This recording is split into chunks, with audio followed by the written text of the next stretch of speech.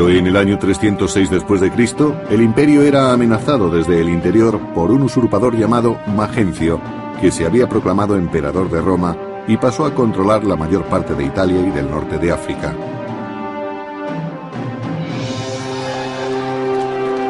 El usurpador, Magencio, ganó apoyos prometiendo recortar los impuestos y dar trigo gratis al pueblo de Roma. Como Constantino, era hijo de un coemperador anterior. Constantino fue proclamado emperador por sus legiones en julio del año 306. Magencio permaneció en Roma y donde decía, sí, le han hecho emperador, yo lo seré también. Y a finales del año 306 fue proclamado emperador también. Pero a diferencia de Constantino, la reivindicación de Magencio no era legítima. Magencio había derrotado, encarcelado y finalmente asesinado al legítimo coemperador de Italia. Muy pronto las gentes de Roma se dieron cuenta de que sus promesas no eran más que mentiras. En el año 311 después de Cristo, los romanos se sublevaron cuando vieron que el trigo gratis y el recorte de impuestos eran solo para los ricos. El resto robaba para sobrevivir. Magencio no fue un gobernante popular. Era despiadado, sofocaba las revueltas con demasiada sangre. Circulaban rumores de que seducía a las hijas de los senadores. Había problemas con el suministro de trigo e imponía impuestos a gente que no los había tenido antes. El desesperado levantamiento de las clases oprimidas de Roma ofreció una gran oportunidad a Constantino.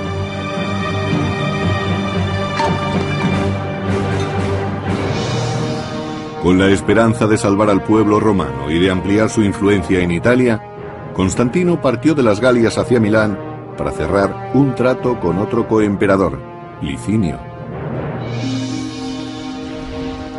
Era un trato para consolidar el poder.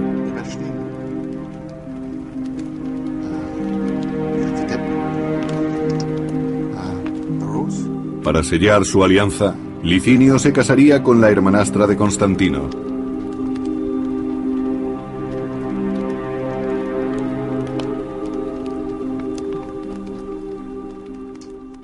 Constantino utilizaba todos los trucos que conocía. Era una persona extraordinariamente ambiciosa, y no existía ningún camino hacia el poder que él dejara de explorar. Eso significa que durante su juventud estaba dispuesto a recurrir a cualquier cosa con tal de seguir aumentando su poder. Juntos, Licinio y Constantino engañaron a sus coemperadores en Oriente, haciéndoles creer que solo trataban de deponer a Magencio. Constantino quería aprovechar la situación para difundir por Roma que Magencio era un usurpador y un emperador ilegítimo. Él y sus seguidores se justificaron contra Magencio diciendo que había que deponer al tirano que se había instalado en la ciudad más importante del imperio. Pero en cuanto Roma estuviera asegurada, Constantino y Licinio se repartirían todo el imperio.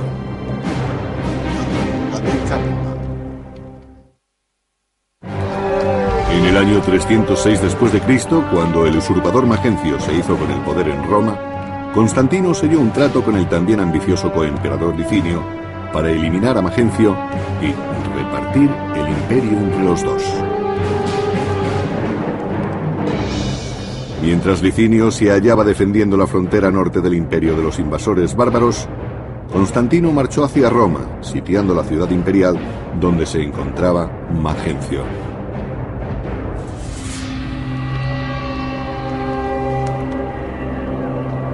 Tras las murallas de Roma, Magencio, pagano devoto, basaba su estrategia en la lectura de entrañas que hacía su sacerdote. Cuando tenía que combatir, Magencio se interesaba en recabar la protección divina, recurriendo a los métodos que cualquier emperador romano hubiera seguido para disfrutar de esa protección. Desesperado por si debía esperar a que pasara la amenaza de Constantino o enfrentarse a él en batalla, Magencio buscó consejo en las profecías sibilinas. Magencio recurrió a las profecías sibilinas para encontrar una respuesta. Las profecías sibilinas eran libros guardados por sacerdotes con los que investigaban ciertas cuestiones. Además, los sacerdotes también ofrecían los servicios de un oráculo. El oráculo dijo que el enemigo de Roma moriría. Y por esa razón parece que Magencio cambió de opinión y decidió no esperar a que Constantino alterara sus planes, y fue a encontrarse con él en la batalla. Considerando que el enemigo de Roma mencionado por el oráculo era Constantino, Magencio preparó a su ejército para el combate.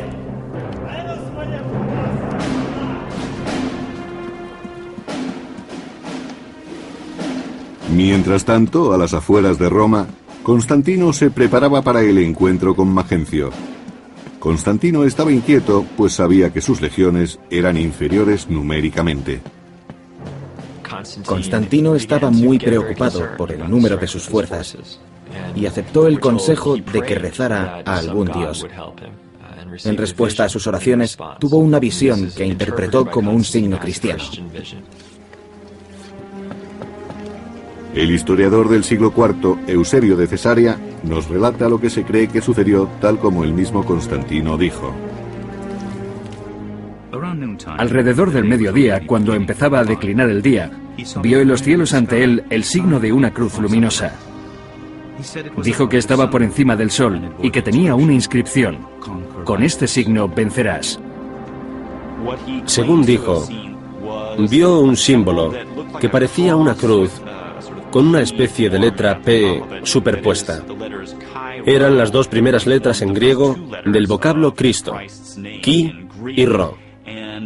Según algunas fuentes, también oyó una voz que le decía: con este signo vencerás.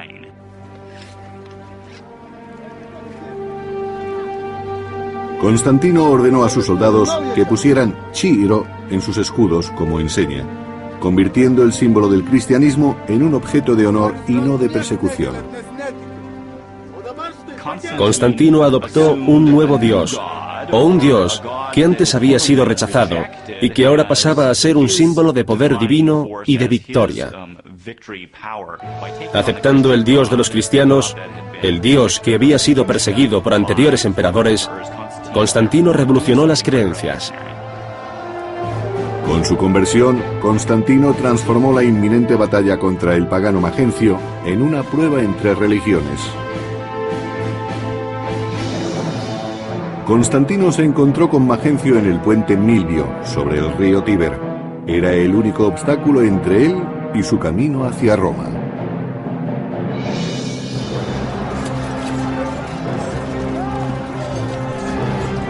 Aunque ampliamente superado en número por Magencio, Constantino y su ejército, ahora portando el estandarte cristiano con las letras Chi y Ro, iniciaron la batalla con energía. La batalla del puente Milivio fue muy importante.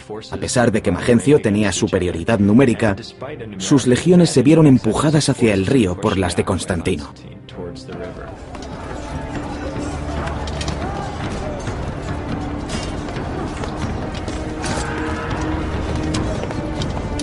En las orillas del Tíber quedó sellada la suerte de Magencio. Constantino obligó a Magencio a aceptar el combate con el río Tíber a sus espaldas. Su posición era muy mala y cuando Constantino presionó, las legiones de Magencio se desmoronaron. Sin otra alternativa, Magencio huyó con sus soldados tratando de cruzar el Tíber a nado para llegar a Roma.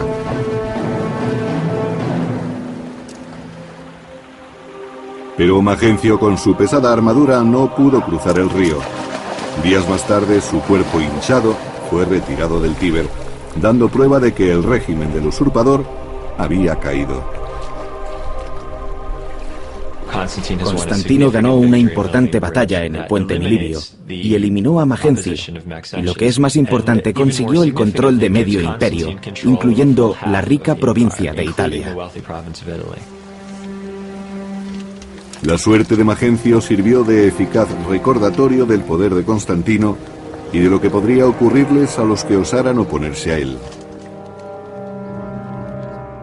Constantino quiso recuperar el cadáver de Magencio para pasear su cabeza por Roma y el norte de África, y así demostrar que el anterior emperador estaba muerto y que ahora era él quien mandaba. La victoria contra Magencio probó ante Constantino que el dios de los cristianos era más poderoso que los dioses paganos de su enemigo.